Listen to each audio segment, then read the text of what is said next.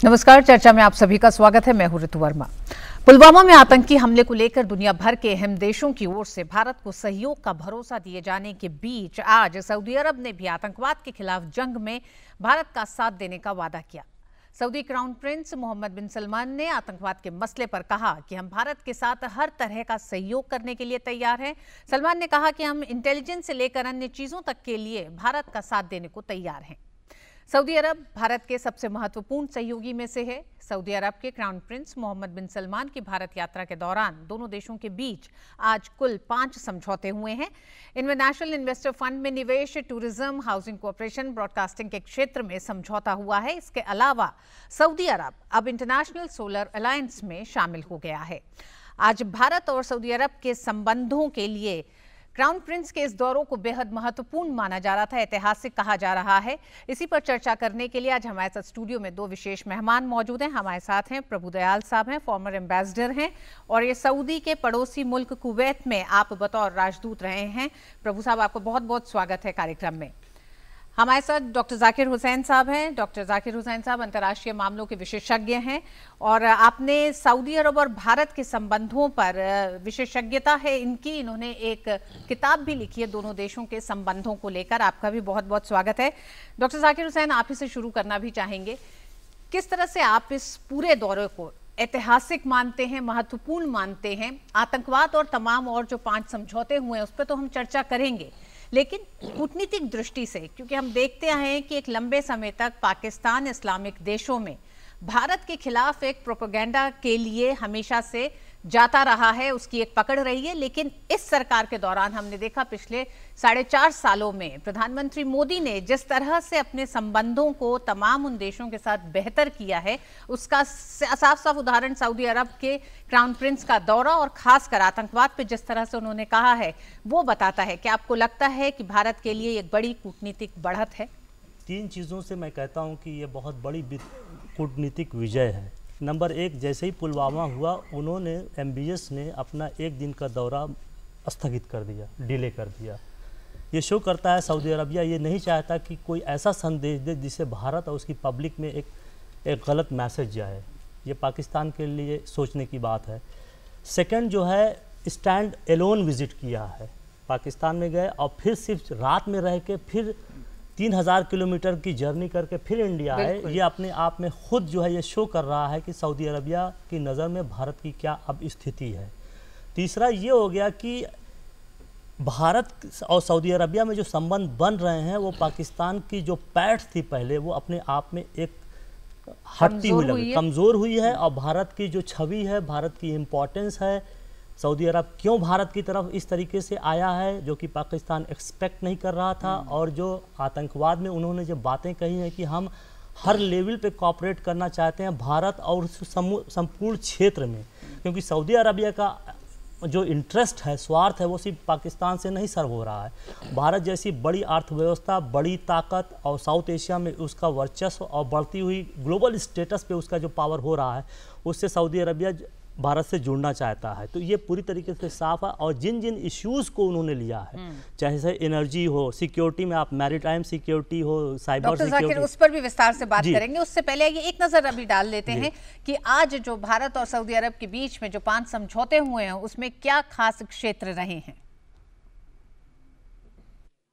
पुलवामा में हुए आतंकी हमले के बाद पूरी दुनिया आतंकवाद पर सख्ती से पेश आ रही है और भारत का खुलकर समर्थन कर रही है। आतंकवाद के मसले पर भारत और सऊदी अरब भी सहयोग बढ़ाने पर सहमत हुए हैं।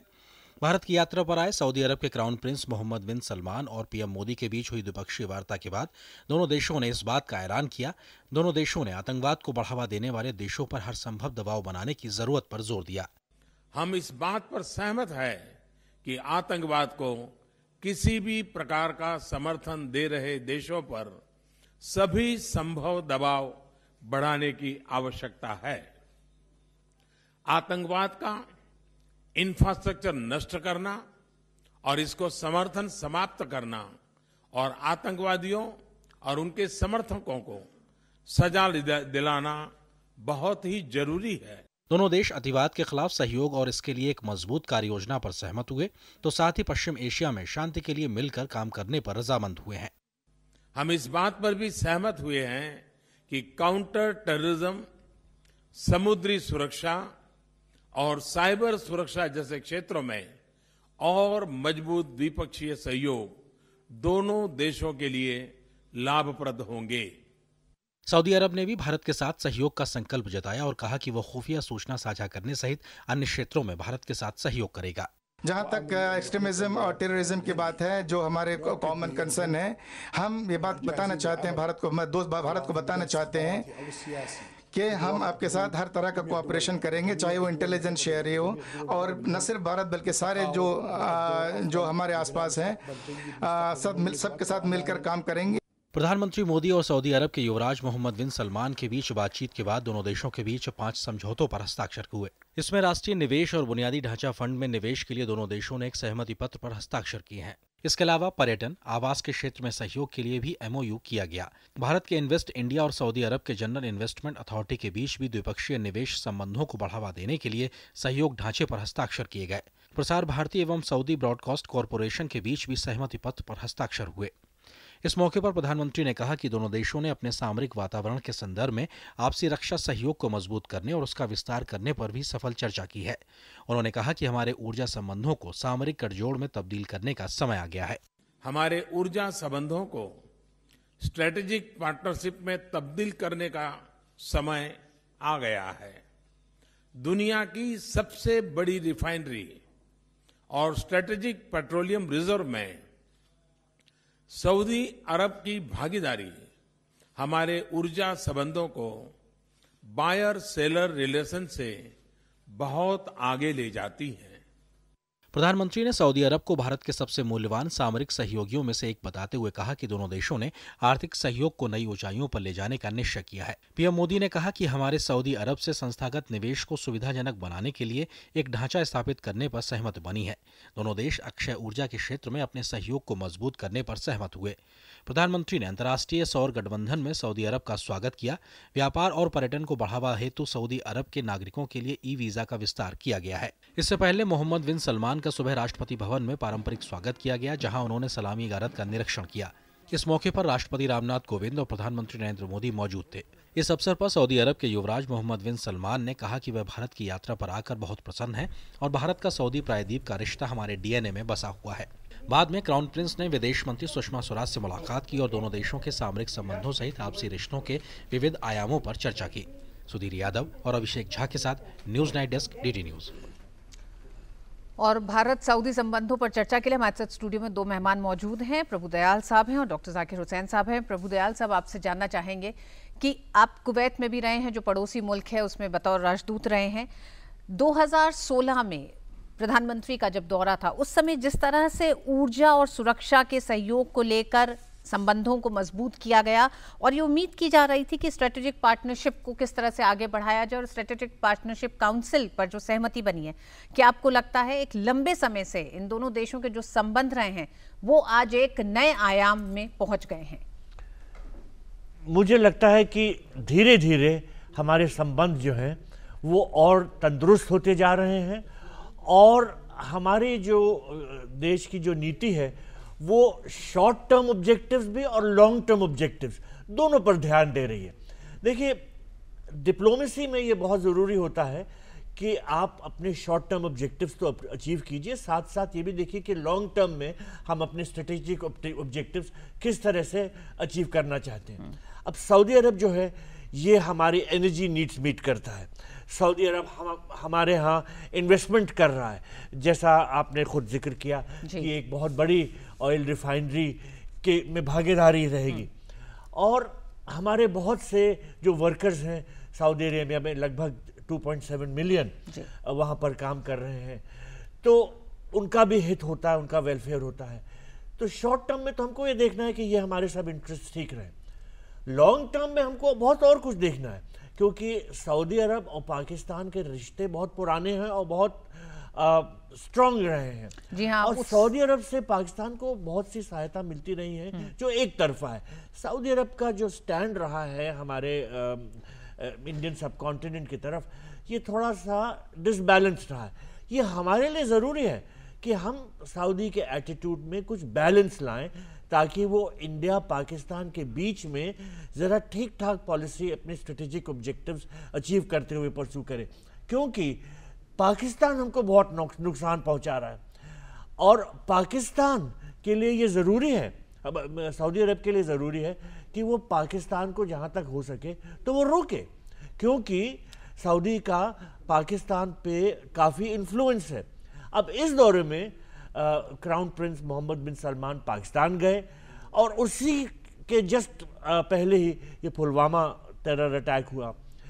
ज़रूर इस बात पे वहाँ बात हुई होगी और उसके बाद वो यहाँ आए तो यहाँ पर भी इनसे बात हुई होगी, हालांकि जॉइंट स्टेटमेंट में कोई पाकिस्तान का जिक्र नहीं लेकिन है। उन्होंने बहुत साफ कहा कि आतंकवाद पे भारत और सऊदी एक साथ है। उन्होंने सूचनाओं के एक तरह से आदान प्रदान पे जो उन्होंने एक सहमति जताई है, उन्होंने कहा कि हर तरह का सहयोग का उन्होंने एक वादा किया है। क्या डॉक्टर जाकिर ये साफ करता है कि भारत, हम जानते हैं कि सऊदी अरब और पाकिस्तान के अच्छे संबंध रहे हैं, जब पाकिस्तान में कोई प्रधानमंत्री चुनाव नहीं लड़ पाता है तो उसको शरण सऊदी में ही मिलती है और तमाम और आर्थिक मदद है, आर्थिक मदद के तौर पे और तमाम इस्लामिक देशों जो ज़कात के तौर पर इस्लाम को बढ़ाने के लिए, उसके प्रचार प्रसार के लिए भी जो मिलता है, वो पाकिस्तान कहाँ उस पैसे का इस्तेमाल करता है ये आज शायद सबको पता है। तो ये सारी सूरत हाल में क्या आपको लगता है आज भारत और सऊदी के ये जो संबंध हैं वो भी साफ संकेत हैं पाकिस्तान को? क्या उस वहां आप देखते हैं आज इन दोनों देशों के संबंधों को? बताया कि जो विजिट दो पॉइंट पहले बताया उसको सामने रखिए, और दूसरी बात ये दिखाई दे रही कि सऊदी ने पूरे क्षेत्र को, अब साउथ एशिया को अपने कंसिडरेशन में रखा है। वहाँ पर जो सऊदी और यूएई दोनों मिलके बहुत बड़ा इन्वेस्टमेंट कर रहे हैं पाकिस्तान में, इंडिया में और भी बांग्लादेश में, तो वो कभी नहीं चाहेंगे ये क्षेत्र जो डिस्टेबलाइज होगा, वो अपने आप पाकिस्तान को चेक करेंगे। हमारा काम ये होना चाहिए कि पाकिस्तान की सारी चीज़ों को पॉइंट वाइज वेरी एक्यूरेटली सारे मसवदे जो है उनको हाईलाइट करके पब्लिकली करें। तो आपका मानना है कि जो पिछले 4.5 साल में भारत का एक प्रयास रहा पाकिस्तान को बेनकाब करना तमाम वैश्विक मंचों पर, ये उसका एक असर भी है? मैं ये एक बात बताना चाहता हूं कि 2016 अप्रैल में जो प्राइम मिनिस्टर वहां विजिट किए थे हमारे मोदी साहब ने, और जो फाउंडेशन रखा था रिलेशन में, उसमें 3 बहुत इंपॉर्टेंट इश्यूज थे। नंबर एनर्जी, टेररिज्म में 2 चीज़ें कही गई थी कि जो कि मनी लॉन्ड्रिंग का और जो है टेरर फाइनेंसिंग का, और इस विजिट में इंफ्रास्ट्रक्चर को नष्ट करने वाली बात, जो इन तीनों चीज़ों पे अगर काम होती है तो पाकिस्तान कुछ नहीं कर सकता। इसके लिए हमारी जो ब्यूरोक्रेसी है उसको और एक्टिव होना पड़ेगा। प्राइम मिनिस्टर ने जो फाउंडेशन डाल दिया है वो एक 34 साल के युवराज से किया है जो आने वाले किंग बनेंगे। तो 50 साल तक हम मान सकते हैं कि ये उसका रूल करेंगे उस पर, और 50 साल के हमने पेड़ मोदी जी ने लगा दिए हैं। अब ये देश कैसे उसको जो है उसका फल जो है लेता है, ये डिपेंड करता है ब्यूरोक्रेसी पे और दोनों देशों की पब्लिक में किस तरीके का सही दिमाग आना चाहिए।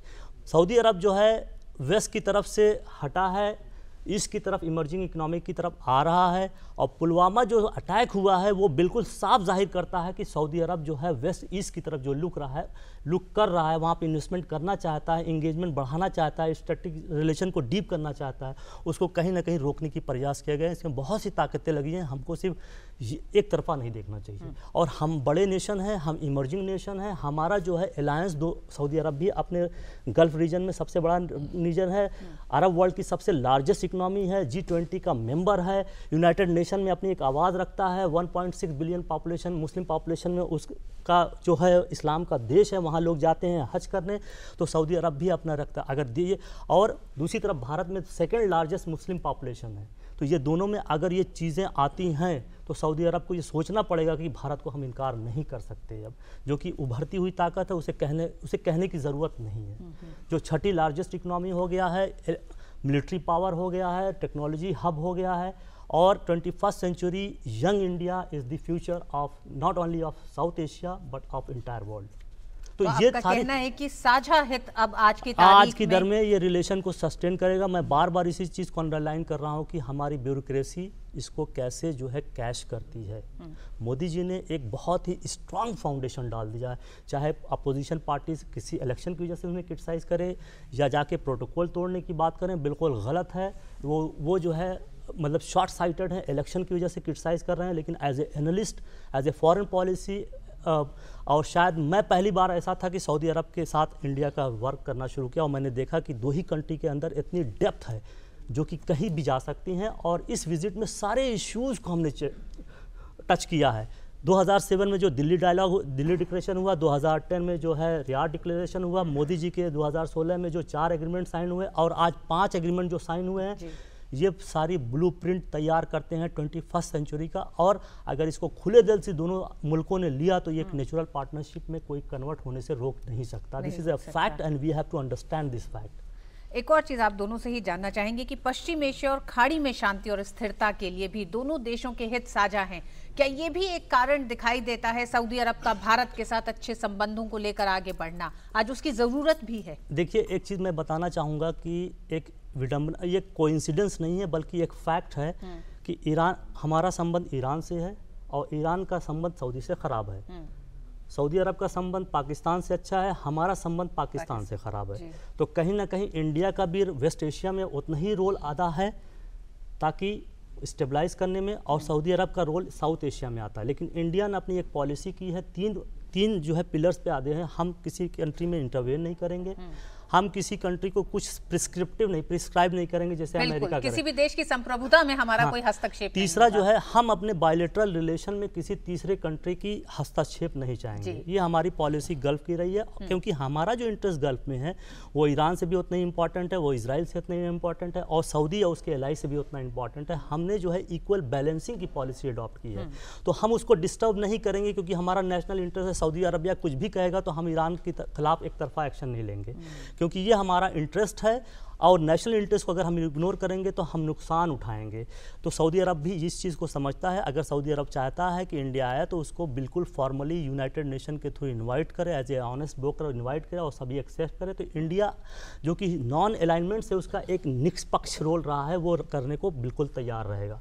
अब डिपेंड करता है सऊदी अरब पाकिस्तान को कैसे कंट्रोल करेगा। दो फ्रंट पे, नंबर एक इंडिया के साथ कैसे वो बिहेव कर रहा है उसको कैसे चेक करेगा। दूसरी तरफ ये है कि इस साउथ एशिया में पूरा इन्वेस्टमेंट करना चाहता है, तो उसको भारत की कूटनीतिक घेराबंदी बिल्कुल कामयाब है। मैं निगेटिव वर्ड नहीं कर रहा, बल्कि भारत ने अपने पोटेंशियल को दिखाया है कि आप मेरे से रिलेशन बढ़ाना चाहते हैं, तो ये सारी जो है पॉइंट्स हैं, इस पे आप कंसीडर करिए और पॉलिसी इवॉल्व करके हम अपने रिलेशन को, जो कि 3000 साल पुराना है, हमारा रिलेशन सऊदी अरब से ट्रेड एंड कॉमर्शियल का रहा है। ईरान से हमारा सिविलाइजेशन रिलेशन रहा है, लेकिन अरब कंट्रीज के ट्रेडर्स ने ही हमारी जो है सभ्यता को, हमारी इकोनॉमिक पोटेंशियल को वर्ल्ड में ले गए।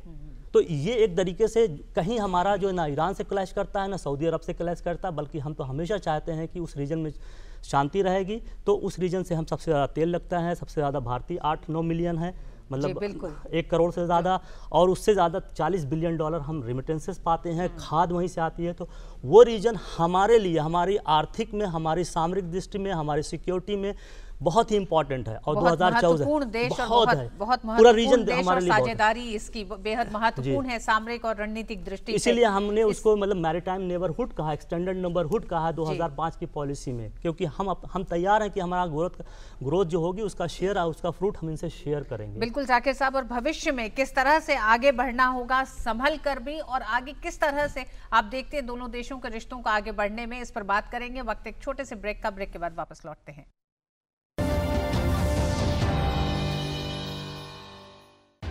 एशिया के सबसे बड़े एयर शो की वापसी, रक्षा, एरोस्पेस और विमानन में भारत की उभरती क्षमताएं देखें। स्टार्टअप, पहला ड्रोन ओलंपिक, प्रौद्योगिकी, विमानन में महिलाओं को समर्पित जोशीले कलाबाजियों से भरपूर 5 दिन, जमीन और आसमान पर भारत जब उड़ान भरने को तैयार हो तब आप इसका भरपूर आनंद लें। एरो इंडिया, करोड़ों संभावनाओं की असीमित उड़ान। मैं वोट करने जा रहा हूँ, मुझे आशीर्वाद दीजिए। इसके लिए तो हम आज भी जिंदा हैं। जिंदा तो हम वोटर्स लिस्ट में भी हैं। आत्मा शांत नहीं है मेरी। कोई हमारे नाम का गलत इस्तेमाल कर ले तो वोटर्स लिस्ट में से हमारा नाम कटवाना भी तो इसी की जिम्मेदारी है। जिम्मेदारी निभाएं, मरणोपरांत परिजनों का वोटर आईडी फॉर्म 7 जमा करके निरस्त कराएं। फॉर्म 7 nvsp.in पर ऑनलाइन भी आसानी से जमा कर सकते हैं।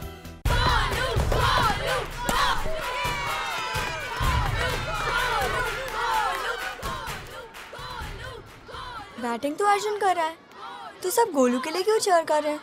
वो तो घर पर बैठा है। अरे तुम्हें नहीं पता, वो इसलिए नहीं आए ताकि हमें इन्फेक्शन ना हो। H1N1 फ्लू को फैलने से रोका जा सकता है। बुखार के साथ खांसी और छींक होने पर सार्वजनिक जगहों से दूर रहकर H1N1 फ्लू को फैलने से रोक सकते हैं। इन्फेक्शन रोको, बनो हीरो। इलाज सिर्फ चुने हुए अस्पतालों में उपलब्ध। हमारा तो गांव या शहर दोनों जगह वोटर कार्ड है। गंगा गए तो गंगादास, जमुना गए तो जमुनादास। अब इलेक्टोरल रोल में सारे देश का डाटा दिखता है। अभी ठीक कर लेते। गुड सिटीजन होने के नाते अपने मल्टीपल एंट्री को हटाने का जिम्मेदारी आपका। समझे? बस www.nvsp.in पर जाएं और अपनी मल्टीपल एंट्रीज हटाएं।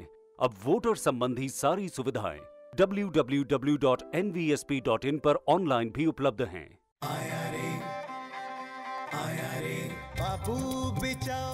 अरे ओ कमली, तेरी मनरेगा की राशि दिलवा दूं? बाबू भैया, अब तुम्हारी जरूरत नहीं रही। चलो काकी, मैं तुम्हारी विधवा पेंशन के पैसे दिलवा देता हूँ। सच तो ये है कि अब तुम्हारी जरूरत नहीं रही। अब तो मेरी पेंशन भी आने लगी जनधन खाते हैं भैया। अरे चलो काका चलो, तुम्हें वृद्धावस्था की पेंशन दिलवा कर लाता हूँ। अरे अब तुम्हारी जरूरत नहीं रही बेटा। आखिर क्यों? अब डिजिटल इंडिया के तहत सारी ग्रामीण योजनाओं के लाभ सीधे हितग्राही के खाते में जमा करा दिए जाते हैं। फर्जी खाते भी गायब और बिचौलिए भी। लो, ये भी गया। डीबीटी, डायरेक्ट बेनिफिट ट्रांसफर, अपना अधिकार अपने द्वार, भारत सरकार की एक पहल। भैया, क्या हमेशा के लिए बैंगलोर जा रहे हो क्या? प्लानिंग तो परफेक्ट होनी चाहिए ना। अब वहाँ किसी चीज की जरूरत होगी तो क्या भोपाल वापस आऊंगा? लेकिन वहाँ अपना आधार अपडेट करना नहीं भूलना। आधार अपडेट? हाँ। पर कैसे करवाऊँ? किसी भी बैंक या पोस्ट ऑफिस के आधार केंद्र में जाकर आप अपने आधार को अपडेट करवा सकते हैं। पिंकी का भी आधार अपडेट करवा लो। 5 और 15 साल पूरे होने पर बच्चों के बायोमेट्रिक्स अपडेट करना जरूरी है। ठीक है फिर। जीवन को आसान बनाने के लिए हम हैं आधार के साथ। मेरा आधार, मेरी पहचान। हमारा तो गांव या शहर दोनों जगह वोटर कार्ड है। गंगा गए तो गंगादास, जमुना गए तो जमुनादास। अब इलेक्टोरल रोल में सारे देश का डाटा दिखता है। अभी ठीक कर लेते। गुड सिटीजन होने के नाते अपने मल्टीपल एंट्री को हटाने का जिम्मेदारी आपका। समझे? बस www.nvsp.in पर जाएं और अपनी मल्टीपल एंट्रीज हटाएं। अब वोटर संबंधी सारी सुविधाएं www.nvsp.in पर ऑनलाइन भी उपलब्ध हैं। भैया, क्या हमेशा के लिए बैंगलोर जा रहे हो क्या? प्लानिंग तो परफेक्ट होनी चाहिए ना। अब वहाँ किसी चीज की जरूरत होगी तो क्या भोपाल वापस आऊंगा? लेकिन वहाँ अपना आधार अपडेट करना नहीं भूलना। आधार अपडेट? हाँ। पर कैसे करवाऊँ? किसी भी बैंक या पोस्ट ऑफिस के आधार केंद्र में जाकर आप अपने आधार को अपडेट करवा सकते हैं। पिंकी का भी आधार अपडेट करवा लो। 5 और 15 साल पूरे होने पर बच्चों के बायोमेट्रिक्स अपडेट करना जरूरी है। ठीक है फिर। जीवन को आसान बनाने के लिए हम हैं आधार के साथ। मेरा आधार, मेरी पहचान। मैं वोट करने जा रहा हूँ, मुझे आशीर्वाद दीजिए। इसके लिए तो हम आज भी जिंदा हैं। जिंदा तो हम वोटर्स लिस्ट में भी हैं। आत्मा शांत नहीं है मेरी। कोई हमारे नाम का गलत इस्तेमाल कर ले तो वोटर्स लिस्ट में से हमारा नाम कटवाना भी तो इसी की जिम्मेदारी है। जिम्मेदारी निभाएं, मरणोपरांत परिजनों का वोटर आईडी फॉर्म 7 जमा करके निरस्त कराएं। फॉर्म 7 nvsp.in पर ऑनलाइन भी आसानी से जमा कर सकते हैं।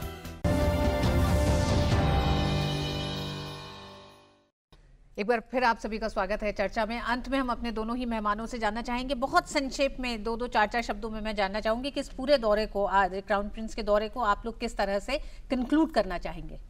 अगर आप 2 शब्दों में कहने को कह रही तो मैं सिर्फ ये कहूँगा कि इस दौरे से सऊदी अरब का भारत में इन्वेस्टमेंट बढ़ेगा और जैसे जैसे उनका इन्वेस्टमेंट बढ़ेगा वो धीरे धीरे बैलेंस्ड अप्रोच इंडिया और पाकिस्तान के बीच में रखेंगे।